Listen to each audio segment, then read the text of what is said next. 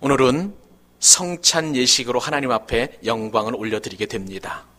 고린도전서 14장에 따르면 사도 바울은 고린도 교회 성도들 가운데 간절한 마음으로 성찬 예식에 참여할 때에 그들에게 부탁한 말씀이 있습니다. 고린도 교회 성도들 가운데에서는 성찬 예식을 참으로 기쁘게 참여하면서도 동시에 우상의 제물과 먹는 것을 서로 구별하지 못하는 그러한 영적인 어두움, 그러한 사람들이 있었습니다. 그래서 사도 바울은 그들을 엄격하게 꾸짖고 성찬이야말로 얼마나 존귀하고 복되고 아름다운지 그들이 깨닫기를 원하였습니다. 그리하여 사도 바울은 고린도 교회 성도들에게 이 성찬은 축복의 잔을 나누는 것, 그리고 축복의 잔에 참여하는 것, 그리고 복음의 잔에 참여하는 것을 이렇게 표현을 하였습니다. 여기서 참여한다라는 그런 말은 성경 원어로 코이노니아라는 그런 단어를 씁니다. 이것은 두 가지 뜻을 가지고 있는데, 하나는 예수 그리스도의 몸과 피를 나누는 그 의식에 동참한다, 참여한다라는 그런 뜻을 가지고 있고요. 또 이 성찬은 일반 사람들이 하는 것이 아니라 예수 그리스도를 믿는 믿음의 공동체 안에 참여한다라는 그런 뜻을 가지고 있었습니다. 그래서 주님의 보혈과 주님의 몸과 피를 먹고 마시면서 동시에 믿음의 공동체 안에 참여함으로 말미암아 고린도 교회 성도들에게 거룩하신 하나님의 은혜가 충만하게 임하기를 간절히 소원했던 것입니다. 그러므로 사도 바울이 당부하고 분부했던 것처럼 고린도 교회 성도들은 이 성찬에 참여할 때 그냥 아무런 생각 없이 빈 마음으로, 그리고 그냥 음식을 먹고 나눈다라는 그러한 마음으로 참여해서는 안 된다고 권면하였던 것입니다. 우리 역시도 마찬가지예요. 이 성찬에 참여하면서 교회에서 나눠주는 떡과 포도주를 먹는다라는 그러한 단순한 마음이나 혹은 호기심 가지고 참여해서는 안 되고, 예수님께서 나를 위해 몸과 피를 흘리시고 찢기셨다는 그 사실을 깨달음으로 말미암아 성찬이 주는 의미를 간절히 그리고 기쁘게 받아들이는 여러분 될 수 있기를 바랍니다. 성찬에 참여하는 또 다른 의미가 한 가지 더 있습니다. 그것은 무엇이냐면, 이 성찬을 통해서 우리 하나님께서 우리 각 사람에게 주시는 사명을 발견하고, 그리고 그 사명을 감당하기 위하여 결단하고 결심하는 그런 시간이 되어야 된다는 것입니다. 여러분, 사명이란 도대체 무엇일까요? 제가 국어사전을 보니까 이 사명이라는 단어는 이렇게 표현이 되어 있는데요. 맡겨진 임무라고 이렇게 표현이 되어 있습니다. 또 사명은 사신이나 사절단에게 주어진 명령이라고 이렇게 나와 있습니다. 그런데 그 임무나 명령이 그냥 다 단순한 그러한 임무가 명령이 아니라 목숨을 바쳐서라도 반드시 이루어져야만 하는 그런 강력한 임무나 명령이라고 이렇게 나와 있습니다. 한번 보실까요? 한자로 사명이라고 할 때 이 사라는 것은 하여금사 혹은 사신사자입니다. 여러분, 자막에 나와 있는 이 한자의 사자 의미를 한번 잘 보십시오. 사람인 변이 있고, 그리고 그 옆에 있는 단어를 보면, 한자를 보면 칼이 사람의 목에 걸려있는 그런 형상입니다. 그리고 명자를 보면 이 목숨 명자를 쓰고 있는 것이죠. 그러므로 사명하면 정말로 목숨을 내걸고서라도 반드시 해내야 하고 반드시 이루어져야만 하는 그런 특별한 명령이나 임무, 그것을 일컬어서 사명이라고 이야기하고 있는 것입니다.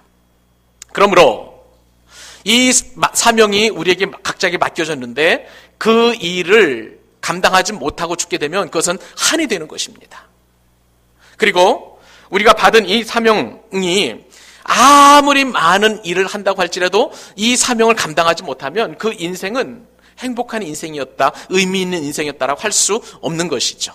그만큼 사명이라는 것은 굉장히 중요한 것이라고 할 수가 있는 것입니다. 그러므로 이 땅에서 사명을 저버리고 도망친 사람이나 혹은 사명을 버린 그런 사람들은 행복한 인생이라고 할 수가 없는 것입니다. 그러나 사명을 완수한 사람은 그렇게 행복할 수가 없습니다. 죽음 앞에서요, 이 사명을 감당한 사람은 미소 지으면서 할 말이 있는 거예요. 다 이루었다. 다 이루었다. 그리고 이젠 죽어도 좋다라는 말을 할 수 있기 때문에 사명을 감당한 사람은 그만큼 행복하고 복된 인생이라고 할 수가 있는 것입니다. 그렇기 때문에 사도 바울은요, 이 사명을 이렇게 고백을 했습니다. 오늘 주신 말씀에 따르면 사도행전 20장 24절 내가 달려갈 길과 주 예수께 받은 사명 곧 하나님의 은혜의 복음을 전하는 일을 정하는 일을 마치려 하면은 나의 생명조차 조금도 귀한 것으로 여기지 아니하노라. 사랑하는 여러분, 이 자리에 계신 모든 사랑하는 용영동교회 성도님들은 사명이 목숨보다 중요하다는 사실을 발견할 수 있기를 바랍니다.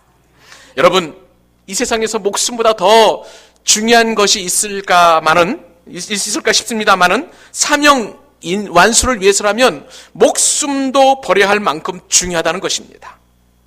여러분, 사명 때문에 우리의 목숨이 존재합니다. 이런 의미에서 죽음은 생명의 끝이 아니에요. 사명이 완수되어야 우리는 죽음을 맞이할 수가 있는 것입니다. 그러므로 이 자리에 계신 모든 분들 가운데 다 호흡이 있고 생명이 있고 살아있는데 우리가 이 땅에서 이처럼 생명이 있고 살아있다는 의미는 아직도 우리에게는 사명이 남아있다는 증거라고 할 수가 있는 것입니다. 죽을 날짜를 받아놓은 그런 시한부 인생이라 할지라도 또 나이 들고 병들어서 아무것도 할 수 없는 그러한 연세 드신 어르신이라 할지라도 또 가진 것이 아무것도 없는 그런 사람이라 할지라도 이 땅에서 호흡하는 한, 이 땅에서 살아있는 한 우리에게는 사명이 남아있는 줄 믿으시기 바랍니다. 사랑하는 여러분, 이 사명이라는 것은요, 우리가 본질로 돌아가기 위해 우리 신앙의 굉장히 핵심적인 요소라고 할 수가 있습니다. 하나님께서 이 땅을 살아가는 저와 여러분 모두에게는 사명을 주셨습니다. 그러므로 우리는 사명이 있는 한 죽지 않습니다. 오늘 이 시간 하나님께서 우리 각자에게 주시는 사명을 발견하실 수 있기를 바랍니다. 그리고 그 사명을 감당하기 위해서 내 목숨도 기꺼이 드릴 수 있을 만큼 기쁘고 은혜롭고 행복한 인생이 되는 그러한 축복을 누리실 수 있기를 바랍니다. 그렇다면 여러분, 오늘 말씀을 통해서 도대체 사명이란 무엇일까요? 사명이란 도대체 무엇이길래 내 목숨을 들여서까지도 참으로 그렇게 충분히 투자할 만큼 이렇게 귀중하다는 말입니까? 사도 바울은 사명을 첫 번째 이렇게 정의합니다. 내가 달려갈 길이다. 사명이라는 것은 내가 달려갈 길이다 라는 것입니다. 오늘 본문 말씀에 따르면요, 사도 바울이 1차, 2차, 3차 전도 여행을 다 갈무리하고 이제 로마로 가기 위하여 예루살렘으로 가기 위하여 사도 바울은 기다리고 있는 그런 시점 가운데 주신 말씀입니다. 자, 사도 바울은 지금 어떤 상황이냐면요, 예루살렘 교회가 이제 초대교회 아니겠습니까? 인류 역사상 가장 최초로 만들어진 이 예루살렘 교회에 어려운 일이 생겼는데 기근이 들므로 말미암아 예루살렘 교회에 굶어 죽는 사람, 배고픈 사람들이 많이 있었어요. 그래서 그들을 돕기 위하여 이방 교회에서 구제 헌금을 다 모아드렸습니다. 그리고 사도 바울은 하루라도 빨리 이 구제 헌금을 가지고 예루살렘 교회에 도착을 해야 예루살렘 교회 성도들이 조금 나름대로 위로를 받고 그 구제 헌금을 통해서 이제 생명을 연명할 수 있는 그런 긴박한 상황에 놓이게 되었습니다. 사도 바울은 이 사명을 완수하기 위하여 지금 드로아라는 항구가 있었는데요, 이 항구에서 자신과 함께 있던 일행을 배를 태워서 아소라는 항구로 보내게 되었습니다. 그리고 자신은 그들과 함께 배를 타지 않고 걸어서 드로아라는 항구에서 아소까지 약 32km 정도 되는 거리를 혼자서 뚜벅뚜벅 걸어갑니다. 걸어가면서 사도 바울은 자신의 사명을 생각했을 거예요. 하나님께서 왜 나를 부르셨을까? 그리고 이 사명을 완수하기 위해 내가 어떤 일을 해야 될까 깊이 하나님과 대화하며 기도하면서 영적인 그러한 충만함을 가지고 이제 아소까지 다다르게 되었습니다. 그래서 드디어 이제 아소에서 먼저 떠나보낸 일행과 만나서 배를 타고 밀레도라는 항구로 이동하게 되었습니다. 그런데 이 밀레도라는 항구는 어떤 곳이냐면 사도 바울이 진액을 쏟아가며 3년 동안 복음을 전하고 그리고 교역자를 세우고 목회자를 세워서 참으로 아름답게 교회가 만들어진 에베소 교회가 바로 옆에 있었어요. 밀레도에서 에베소는 그리 멀지 않은 그런 거리에 있었습니다. 근데 지금 시간이 너무나 급박하다 보니까 사도 바울은 에베소에 가서 그동안 자기가 전도하고 그리고 말씀을 가르쳤던 그 지도자들을 만나면서 함께 깊은 영적인 교제를 나누었으면 좋겠는데 시간이 없다 보니까 에베소까지 가지 못하고 에베소에 있는 장로들을 다 초청을 해서 밀레도에서 이렇게 만남을 갖게 되었습니다. 그리고 밀레도에서 만나서 이런저런 얘기를 하면서 나는 이제 더 이상 이제 다시 에베소로 갈 수가 없고 너희들을 만날 수 없다라는 그런 절박함이 그에게 있었어요. 왜냐하면 바울은 로마까지 가서 복음을 전해야 된다라는 그런 꿈을 가지고 있었기 때문에 예루살렘에서 이제 로마로 가게 되는데, 예루살렘에서는 또 사도 바울은 어려움이 예정되어 있었습니다. 사도 바울을 시기하고 모함하는 대제사장들과 바리새인들이 그들 기다리고 있었어요. 이제 사도 바울을 어거지로 얽게 만들어가지고 이제 무리한 재판을 만들게 되게 해가지고, 그래서 그 죄수의 신분으로 로마로 가게 하기 때문에 그런 어려움을 사도 바울은 알고 있었어요. 그래서 다시 만나지 못할 에베소 교회 장로들을 바라보면서 고별 설교를 하게 되었던 것입니다. 근데 이 고별 설교 내용 가운데 이 본문 사도행전 20장 24절 말씀이 기록이 되어 있는데, 이 말씀 가운데서 우리의 가슴을 뛰게 하는 단어가 하나 있어요. 그 단어는 무엇입니까? 바로 사명이라는 그런 단어였습니다. 여러분, 사명이라는 것은 영어로 미션이라고 이렇게 이야기하는데, 우리 모두는 사명의 다 존재입니다. 하나님으로부터 사명받은 그런 존재이기 때문에 이 단어가 우리들 가슴을 다 뛰게 하는 그러한 단어라고 할 수가 있는 것이죠. 근데 우리는 사명을 오해합니다. 어떤 오해를 가지고 있습니까? 이 사명이라는 것은 저처럼 전적인 목회자나 혹은 선교사님처럼 아주 특별하게 주님을 위해서 구별되게 부르심 받은 사람, 전적으로 주의 일을 감당하는 사람을 일컬어서 사명자. 그렇기 때문에 나는 사명과 아무런 관련이 없다라고 그렇게 오해하고 있는 것이죠. 근데 여러분, 이 사명이라는 단어 원래 원어로 디아코니아라는 단어를 씁니다. 근데 이 디아코니아라는 단어는요, 어떤 뜻을 가지고 있냐면 봉사라는 뜻을 가지고 있어요. 또 섬김이라는 뜻을 가지고 있습니다. 여러분, 우리 모두는 다 봉사라는 개념을 알고 있어요. 봉사는 어떤 특정인의 몫이 아니에요. 저 같은 어떤 목회자만 하는 봉사가 아닙니다. 우리 누구나 다 봉사할 수 있는 그런 사람들입니다. 그렇기 때문에 이 사명이라는 단어는 누구나 다 사명을 가지고 있다, 누구나 다 봉사할 수 있다는 것을 우리는 인식할 수 있는 것이죠. 어렵지 않은 일입니다. 누구나 다 할 수 있는 일입니다.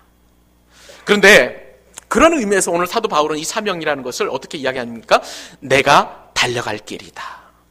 내가 달려갈 길이다. 지극히 개인적이라는 거예요. 사도 바울은 이야기합니다. 자신이 받은 사명은 아내가 받은 사명이 아니고, 남편이 받은 사명이 아니고, 내 딸과 내 아들이 받은 사명이 아니라 내가 받은 길이다, 내가 달려갈 길이다 라고 지금 이야기하고 있는 것입니다. 여러분, 사명은 내가 달려가야 하는 지극히 개인적인 것임을 여러분 다 믿으실 수 있기를 바랍니다. 하나님 우리 모두에게 달려갈 사명을 감당하도록 저와 여러분이 일일이 불러주신 줄로 믿습니다.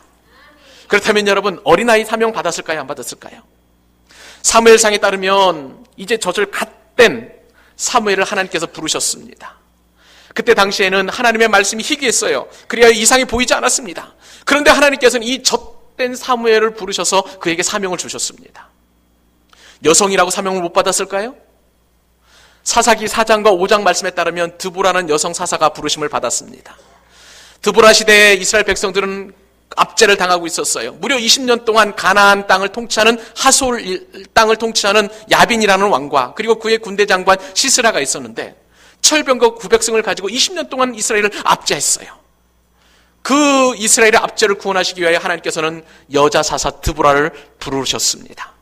여러분, 연세 드신 어르신 하나님께 사명 안 주셨습니까? 그렇지 않아요. 예수님이 태어났을 때에 예루살렘에서 하나님의 위로를 기다리고 거룩하고 그리고 존경스러울 만한 그러한 신앙생활을 했던 시므온 그 할아버지도 하나님 앞에 부르심을 받고 어린 아기 예수를 품에 품고 하나님 앞에 영광과 찬송을 올려드렸습니다. 그러므로 사랑하는 여러분, 사명이라는 것은 이 땅에 사는 모든 사람들이 받은 것인 줄 믿으실 수 있기를 바랍니다. 저처럼 키가 작은 사람도 하나님 앞에 사명을 부르심을 받았어요.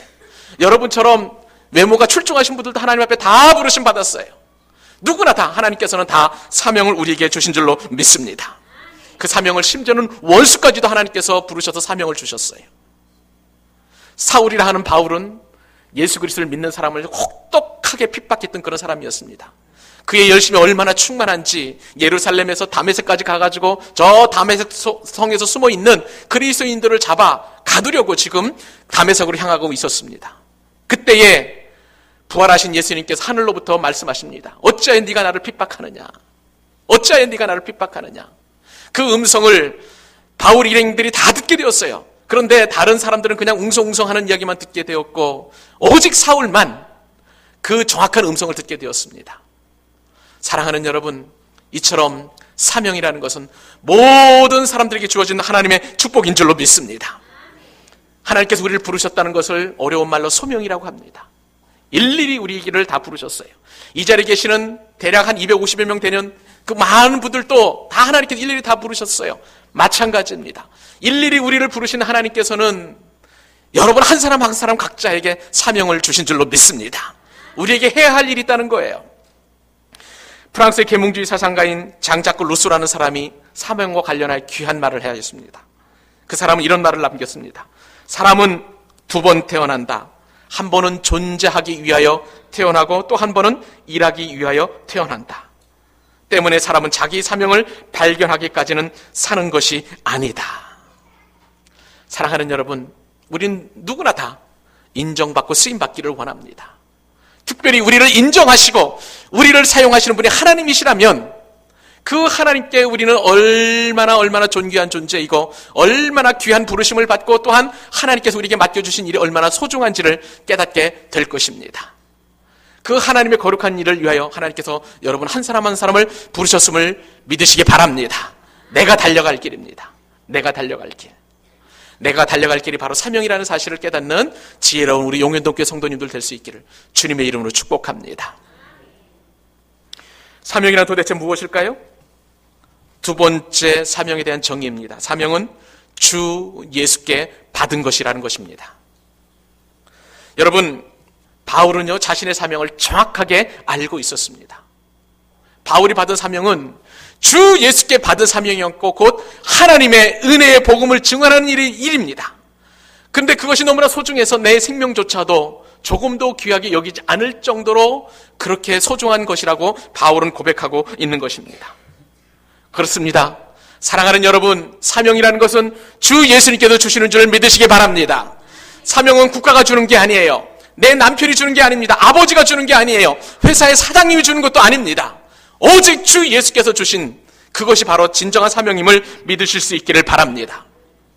그렇다면 여러분, 나에게 사명을 주시는 그 예수님 어떤 분이란 말입니까? 예수님은요 나의 영혼을 구원하신 구원자이십니다. 예수님께서는 억만 죄악으로 말미암아 그 죄악의 죄값으로 죽을 수밖에 없는 영원한 멸망에 빠질 수밖에 없는 저와 여러분을 일일이 다 십자가의 거룩한 보혈로 그 피값으로 우리를 사신 거예요. 그러므로 우리는 더 이상 죄의 노예가 아닙니다. 우리는 더 이상 사망의 노예가 아니에요. 죄와 사망에서 벗어나서 완벽하게 예수님께서 우리를 사신 줄로 믿습니다. 그러므로 우리의 주인은 죄도 아니고 사망도 아니고 이제부터는 예수 그리스도가 되었어요. 우리의 주인님 되신 그 예수님께서 우리에게 사명을 주신 것입니다. 예수님께서는 제자들에게 특별히 부활하시면서 이러한 사명을 우리에게 주셨어요. 마태복음 28장 18절로 20절 말씀에 주신 사명이 거룩하게 기록이 되어 있습니다. 예수께서 나와 말씀하여 이르시되 하늘과 땅의 모든 권세를 내게 주셨으니, 누구에게 주셨습니까? 내게. 그러므로 너희는 가서 모든 민족을 제자로 삼아 아버지와 아들과 성령의 이름으로 세례를 베풀고 내가 너희에게 분부한 모든 것을 가르쳐 지키게 하라. 볼지어다 내가 세상 끝날까지 너희와 항상 있게 함이리라. 이렇게 말씀해 주셨습니다.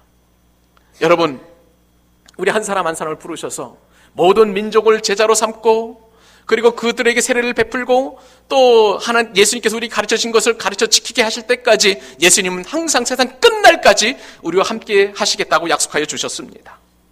마가복음 16장 15절 말씀에 따르면 또 다른 사명을 주셨습니다. 또 이르시되 너희는 온 천하에 다니며 만민에게 복음을 전파하라.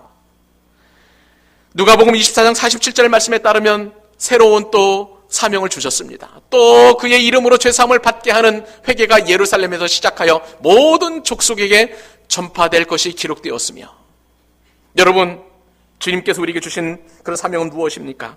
모든 족속에게 죄사함을 얻게 하는 회개의 복음을 전파하여 모든 민족으로 하여금 제자를 삼는 일에 저와 여러분 각자 한 사람 한 사람을 부르신 줄로 믿습니다.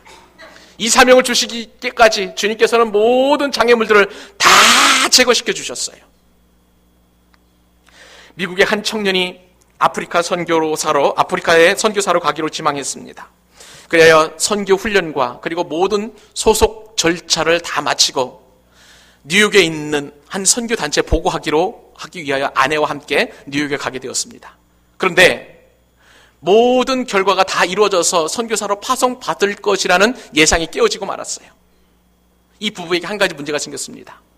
이 형제의 아내에게 한 가지 문제가 생겼는데 아프리카 기후에 도저히 적응할 수 없을 그런 체질을 가지고 있었다는 거예요.